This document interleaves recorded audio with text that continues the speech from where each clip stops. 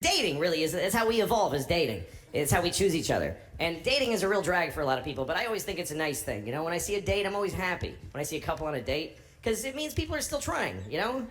You see a couple on a date, it means there's still courage out there. That takes courage to go on a date, for both sides.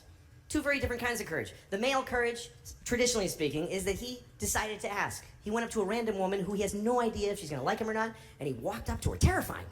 Everything in your body's telling you, just go the fuck home and jerk off, don't do this. No, but for real, that voice in your head is usually right. Just go home and jerk off, don't do this, because it's usually not worth it. I was thinking about this the other day. Guys go through a lot to get laid. Like, they'll go through a 3-month process to get laid. I'm thinking about a time when I saw this chick, and she had a fatty. And I'm like, ooh, damn, she got a fatty. But then I was thinking in my head, like, how many guys talked to her today? And how many guys is she talking to already in her phone before yesterday?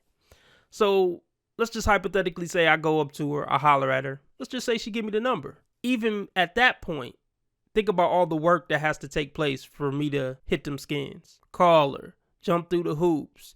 Conversation got to be right. Then try to ask her out on a date. Is she going to stand me up? Okay, let's say she don't stand me up. Now the conversation got to be right and I got to do everything right on the date. And it's just not worth it. Just for that 5 minutes of pleasure and then bust, it's not worth all that. It really just isn't when you really think about it. But he walked up and said, hi, yes. And she's like, no, give me a second. Talked to one of my homeboys and I told him to stop talking about his daughter's mom because it actually makes him look negative. He sat down there and laid down with her and decided to have a child with her. Or maybe he didn't decide to have a child with her. He had a child with her, right? So he had sex with this girl. So you're making yourself look like a fool by talking about someone that you had a child with. I mean, that's facts. But never take advice from a dude with a purple do-rag on a porch and a dangling earring. But he is right. I hate when people complain about their baby mama or baby daddy. You laid down with him and had a kid with him. You don't realize that you're making yourself look bad. It's kind of like when women be like, oh, yeah, all my exes were douchebags. Do you not realize that make you look crazy too? I feel like trying to that you can't even reciprocate the same energy. Like, you can do all this for you, but you can't even do half of that for him. So that means you know your worth, right? Yes, I know my worth. So you're not f***ing a rich ass because you can't afford a rich ass. Hold on, stop. Let's you can't match energy. No. So she was just talking. Yeah, she was just talking. Look, men don't look for women to match their financial energy. Just be feminine and, look out for me, clean up after me from time to time, have my back, crack those legs from time to time, and we good. Women need to ask themselves, do my femininity match his financial? What's your name? Andrew. Andrew, how old are you, Andrew? 35. What do you do for a living? Financial sales. Do you make at least 6 figures a year? Yes. Okay. What's your relationship status? Married. What does your wife do for a living? Stay-at-home mom. So you take care of her? Sure. Well, she takes care of me. There's my answer. There's my man. What does she do to take care of you? Everything. She's amazing.